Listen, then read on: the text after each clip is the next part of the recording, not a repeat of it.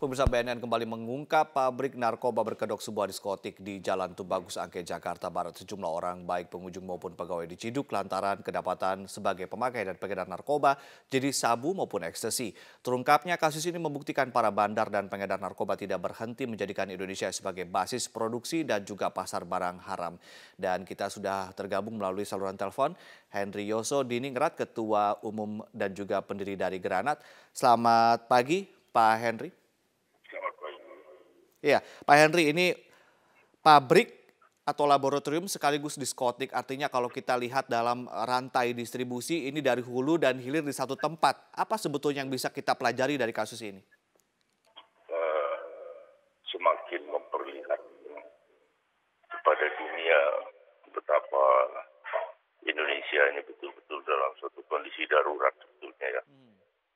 Sehingga dalam kondisi darurat seperti ini, karena saya dari sebatas yang saya pahami, belum pernah ada di dunia ini ya, yang industri atau produksi narkoba itu yang seperti yang ditemukan ini. Ya, dari produksinya di situ, mengedarkannya di situ, menggunakannya di situ, di tengah-tengah kota lagi ya. Oke. Nah, artinya kondisi yang seperti ini semakin memperlihatkan juga kepada pemerintah mestinya bahwa bangsa ini diambang kehancuran. Baik. Sehingga dengan undang-undang yang ada tidak memungkinkan untuk mengatasi kehancuran ini. Kecuali ya dengan sebuah undang-undang yang baru. Untuk merevisi undang-undang tentang narkotika yang sudah ada. Oleh karena itu perlu diterbitkan perpu. Peraturan pemerintah pengganti undang-undang untuk menyelamatkan bangsa ini. Baik. Pak Henry, Anda mengatakan bahwa ini belum ada di dunia ini dan baru pertama kali. Artinya ini modus baru begitu di peredaran narkoba di Indonesia. Di hulu dan hilir di satu tempat. Iya. Iya, betul sekali. Baik. Pak, kalau begitu apa yang harus dilakukan oleh BNN dan juga aparat terkait atau terhadap diskotik-diskotik yang ada di Jakarta atau khususnya diskotik-diskotik yang ada di Indonesia? Pertama, kita sama-sama tahu bahwa zat yang dikonsumsi itu membutuhkan musik ya. Artinya bukan orang untuk ngelamun gitu. Nah, oleh karena itu dibuat satu aturan ya, tentuan bahwa di setiap diskotik itu hanya boleh maksimal 5 lagu yang berirama house ya. Diselingi dengan irama-irama yang lain sehingga mereka tidak bisa menggunakan atau mengkonsumsi di tempat itu. Baik. Ya, nah, kemudian setiap pelanggaran ya harus segera ditindak. Khusus untuk diskotik ini ya, supaya segera ditutup dan memang saya lihat sudah ditutup ya. Kemudian bukan hanya pabriknya saja, tapi izin keramaiannya dicabut ya, izin usahanya dicabut, pemiliknya diburu ya. Kemudian ya kalau memang ada indikasi ngelawan langsung ditembak aja demi menyelamatkan bangsa. Oke, baik Pak Henry Yoso, terima kasih telah bergabung bersama kami di Metro Pagi Prime Time. Selain Pak Henry, sudah bergabung juga bersama kami dari kantor BNN, Budi Waseso, Kepala BNN. Selamat pagi, Pak Buas. Pak Buas, bagaimana sebetulnya BNN mendeteksi adanya diskotik yang merangkap juga sebagai pabrik narkoba ini, Pak? Ya, kami kan terus bekerja ya, menelusuri masalah jaringan yang bekerja di Indonesia ya. Jadi seluruh jajaran kami ini sampai hari ini masih bekerja terus ya. Kan menjelang Natal tahun baru ini kebiasaannya produksi atau permintaan demand-nya besar. Maka kita juga mewaspadai ini dan mengikuti ini perkembangan ini. Kasus ini sebenarnya sudah lama kita deteksi. Hanya kita baru bisa memastikan kemarin ya kita lakukan penggerebekan dan penangkapan kepada pelaku dan tempat. Ternyata memang betul di situ dibuatkan suatu pabrik ya di lantai atas dan itu sudah berjalan 2,5 tahun lamanya. Itu hal itu terjadi di diskotik itu ya. Dan itu saya yakin ini sedang kita kembangkan. Karena pabriknya bukan hanya di situ, karena itu alat-alat saya tahu bahwa itu baru dipindahkan. Yang sebagian yang kita tahu, kita deteksi, itu barang-barang prekursornya itu masuknya legal ini, ya karena ada tanda-tanda bahwa masuknya itu legal. Nah, kami sudah menelusuri keterlibatan daripada oknum yang memasukkan barang itu atau ikut turut serta membantu dalam memberikan barang itu. Gitu. Baik, Pak Buas, tadi Pak Hendrioso mengatakan bahwa ini kayaknya modus baru, Ya. artinya produksi dan juga distribusi hulu dan hilir di satu tempat, diskotik dan juga pabriknya di satu tempat. Ini modus baru kah? Betulkah demikian, Pak? Mereka kan selalu berkembang ya. Ini kan salah satunya adalah ekstasi bentuk cair. Ya. Dan ekstasi cair di mana dia dimasukkan dalam botol aqua, jadi tidak kelihatan kalau itu ada narkoba di situ ya. Dan ini memang langkah yang bagus ya menurut jaringan karena dia produksi langsung di tempatnya dan peredaran di tempatnya. Tapi kami yakin ini bukan hanya di tempat itu ya, karena di tempat-tempat lain juga pasti banyak. Termasuk ada berapa Pak yang diskotik disinyalir oleh yang ada BNN di tempat-tempat seperti Jakarta ini, dan Pak? di lain-lainnya.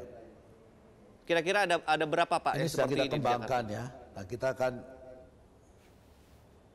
kami belum bisa memastikan yang pasti ya, tapi pasti ada yang juga seperti ini dan karena itulah sebenarnya kami juga berharap sekarang dari pemerintah daerah termasuk khususnya DKI, nah ini kalau bisa menindak tegas ya perizinan seperti ini karena ini ternyata berkolaborasi semua pegawai, satpamnya, bartendernya, termasuk untuk pembayaran, semua berkolaborasi bahwa mereka bersama-sama mengedarkan itu, memasarkan itu tempatnya.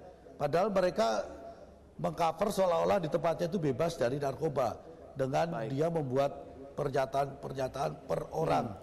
Itu udah ada tulisan. Tapi mereka memang caranya, modusnya seperti yang Pak Hendri sampaikan tadi, memang inilah modus baru yang dilakukan oleh para jaringan sebagaimana supaya tercover seolah-olah jadi masuknya langsung dari situ, tidak lagi bisa dipantau oleh anggota dari luar. Biasanya kan dari luar masuk ke diskotik. Sekarang sudah langsung di pabrik ada di diskotik gitu. Baik, jadi hulu dan hilir di satu tempat. Pak, ini Anda bilang tadi 2,5 tahun diskotik dan pabrik ini beroperasi. Kira-kira berapa sih Pak kapasitas produksinya?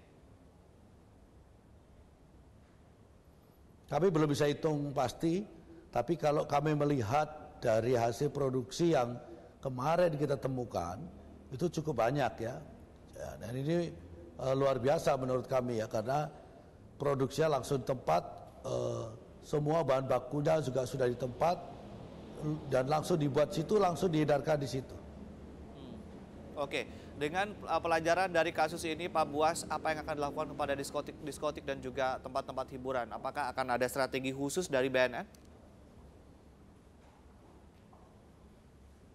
Ya saya kira ini kan pengawasan juga dari pemerintah daerah ya. Jadi jangan hanya berpikir kalau hiburan itu mengambil PAD ya, mengambil uangnya, pajaknya, pajak hiburan dan lain-lainnya. Tapi tolong dipikirkan juga ini masalah efek dampak ya. Seperti Pak Hendri tadi sampaikan, ya kalau perlulah diskotik itu lagunya lah coba ya diperbaiki, dievaluasi. Jadi jangan hanya bicara-bicara, kita ini kebanyakan kan bicara-bicara ya, akan ditutup, akan ini, awasi, tapi tidak ada yang bekerja. Ya seperti obat-obatan tadi, prekursor, siapa yang tanggung jawab yang harus mengawasi? Hanya jangan berikan izin aja. Ini kan hanya bekerja, memberikan izin, mendapatkan uang dari perizinan itu, setelah itu dilepas saja, tidak diawasi. Baik. Dampak akibatnya negatif, dia tidak bertanggung jawab. Ya. Baik. Itu yang ada sekarang di negara kita itu. Pak Buas, yang punya pabrik ini orang mana Pak? Siapa dia? Orang dalam negeri kah, WNI kah, WNA kah? Ya kita sedang dalami karena pelaku utamanya sebagian sudah kita temukan, yang sebagian masih melarikan diri. Ini sedang kita kejar ya. Mudah-mudahan dalam waktu singkat bisa kita temukan dan bisa kita ungkap secara utuh ya. Karena sampai sekarang ini yang di dalam itu yang kita ini semua saling lempar ya, menunjuk yang lain. Jadi ini memang belum bisa kita pastikan. Tapi ini pasti sindikat besar karena ini melibatkan jaringan besar ya. Baik, sindikat besar begitu ya. Kan kita bisa tahu siapa yang memiliki izin dari pabrik dan juga Ya. diskotik ini begitu kan Pak? Betul, selain itu juga import prekursor ini yang sedang kita dalami. Karena ini tidak mudah ya, kalau tidak melibatkan oknum ya. Karena ini jalan jumlah yang besar yang seharusnya dibatasi. Ternyata lolos. Nah inilah ya terjadinya penyimpangan-penyimpangan di lapangan yang semuanya kalau demikian ini sudah terjadi seperti ini biasanya semua lempar anduk gitu ya. Saling mencari kambing hitamnya ya. Baik. Tapi tidak pernah bertanggung jawab. Ya, dikala nanti kewenangannya disentuh baru ribut, tapi kalau tanggung jawabnya tidak ada. Baik. Baik, terima kasih Pak Budi Waseso, Kepala BNN telah bergabung bersama kami di Metro Pagi Prime Time langsung Ya. dari kantor BNN dan kita akan nantikan lagi informasi update dari BNN.